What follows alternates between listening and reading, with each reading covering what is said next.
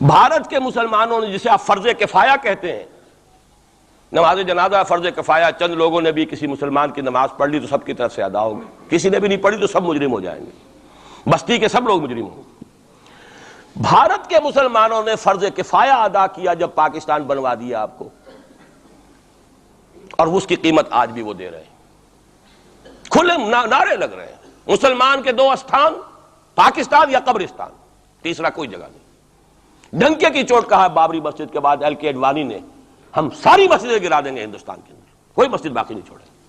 ڈنکے کی چوٹ، اعلانیہ، یہ سب کچھ ہو رہا، اور یہ نعرے تو نہ معلوم کب سے لگ رہے ہیں، اور نہ معلوم کب سے میں یہاں ان مسجدوں کے اندر بھی اور اپنی تقریروں میں غور کرتا رہا ہوں کہ کیا وہاں ہو رہا ہے، لیکن ہمارے تو کان پر جوں نہیں ریگتی۔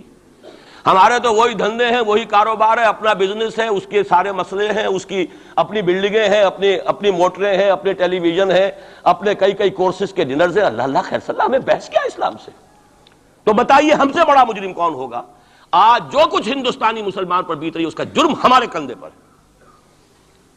یہ میں جذباتی انداز میں نہیں کہہ رہا، میں تو 2 اور 2 4 کی طرح ثابت کر سکتا ہوں۔ انہوں نے فرض کفایہ ادا کر دیا، اور اس وقت یاد کیجئے مولانا ابوالکلام آزاد، مولانا مدنی، جمعیت علماء ہند کے علماء اپنے تقدس اور اپنے تدین اور اپنے تقوی کے اعتبار سے انکویسچنیبل، کوئی شک و شبہ نہیں ہو سکتا ان کی نیت پر اور ان کے تقوی پر اور کردار پر۔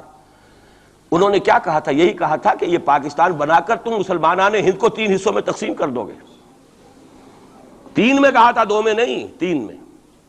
حالانکہ بظاہر تو ایک پاکستان بن رہا تھا نا، لیکن یہ مولانا ابوالکلام آزاد کے الفاظ تھے کہ 25 برس سے زیادہ یہ 2 خطے یکجا نہیں رہ سکتے، اور 25 برس کیا، 24.25 برس میں ٹوٹ گیا پاکستان، 25 برس پورے نہیں ہوئے، اور ان کے الفاظ تھے یہ کہ 25 برس سے زائد جمع نہیں رہ سکتے، 24.25 برس میں ختم ہو گیا۔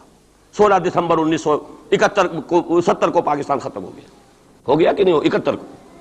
بہرحال نوٹ کرنے کی بات ہے، ہم نے کیا کہا تھا؟ میں بھی مسلم لیگی تھا، میں نے بھی نعرے لگائے ہیں، چاہے غیر شعوری دور تھا، ہائی اسکول اسٹوڈنٹ تھا، پاکستان کا مطلب کیا، لا الہ الا اللہ، فلک شگاف نعرے لگائے ہیں، اور نوائے وقت کا پرچہ انتظار کرتے تھے اسٹیشن پر کھڑے ہو کر، حصار ریلوے اسٹیشن کے اوپر، کہ اب گاڑی آئی اور اب نوائے وقت لیا اور پھیل گئے پورے شہر میں اس کو پہنچانے کے لیے۔ ہم کیا کہا کرتے تھے؟ جی نہیں، 2 طرف سے پاکستان جو ہے مضبوط پاکستان ہوگا، ہندوستان میں کسی ہندو کو جرت ہوگی مسلمان کے لیے کوئی میلی نگاہ سے دیکھنا بھی؟ وہ سارے خواب کہاں گئے؟ وہ تو حرم ہوئے، وہ 2 طرف کا جفا تھا وہ تو ختم ہوا، اس لیے کہ وہ زنبور تو اب رہا ہی نہیں، وہ تو کھل گئی، نوٹ ہی ختم ہوئی وہ مشرقی پاکستان۔ اور حال یہ ہے کہ آپ کی وزیر اعظم بنگلہ دیش نے یہ بھی پسند نہیں کیا کہ بابری مسجد پر جو بیان تھا وہ نواز شریف صاحب کے ساتھ مشترک بیان دے دیں،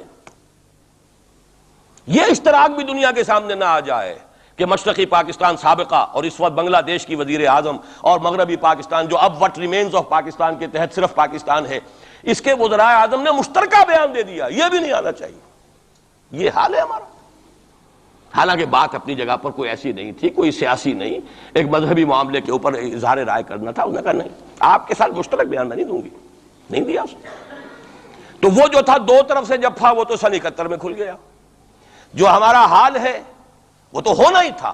یہ ملک بنا اسلام کے نام پر، اس کا استحکام ہو سکتا تھا تو صرف اسلام کی بنیاد پر ہو سکتا تھا، اسلام سے غداری کی، لہذا یہاں تو اب قومیتیں ہیں، یہاں تو اب ایتھنک اور ریجنل اور نہ معلوم کس قسم کی اور لنگوسٹک جو ہے نیشنلٹیز ہیں، نیشنلزمز ہیں، وہ جو ایک امت ایک وقت میں بن گئی تھی، ایک قوم، مسلم قوم ہندو کے مقابلے کے لیے، وہ تو ختم ہوئی۔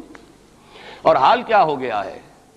اس سے پہلے بھی کبھی کبھی ہندو مسلم فسادات ہوتے تھے، کیا سندھ سے مسلمان نہیں پہنچ جاتا تھا وہاں ریلیف کے لیے؟ کیا پنجاب سے اور سرحد سے مسلمان نہیں جاتے تھے؟ بہار نہیں گئے تھے؟ کیا کانپور کی مسجد شہید ہوئی تھی 1915 میں تو پوری ہندوستان سے مسلمان نہیں پہنچ گئے؟ آپ کیا کر رہے ہیں؟ مندر گرا دیے، یہاں بڑی بہادری کا کام کیا، مندر گرا دیے، شرم سے ڈوب مرنے کا مقام ہے۔ یہاں بھی گویا کہ ہم اپنے عمل سے اسلام کی مخالفت کر رہے ہیں، اسلام تو اجازت نہیں دیتا۔ آپ کسی اور کے جرم کی سزا کسی اور شخص کو نہیں دے سکتے۔ ہمارے پاس تو یہ سیکریٹ ٹرسٹ ہیں، یہ لوگ ذمہ، وہ اپنے آپ کو منواتے نہیں، لیکن ہمارے تصور سے، اسلام کے تصور سے ذمہ ہیں۔ ان کی جان، مال، عزت، آبرو، ان کی عبادت گاہوں کی حفاظت کا ذمہ ہے ہمارا۔ ایک بڑی بہادری کی ہے، ذرا سوچئے تو صحیح، کیا دنیا نے سوچا ہوگا، اور نتیجہ کیا نکلا؟ اگر کسی درجے میں بھی بابری مسجد کی شہادت پر کوئی دنیا میں کوئی رائے عامہ ہو سکتی تھی کوئی ہندوستان کے خلاف، ختم ہو گئی۔ جو انہوں نے کیا 10 گنا تم نے کر لیا۔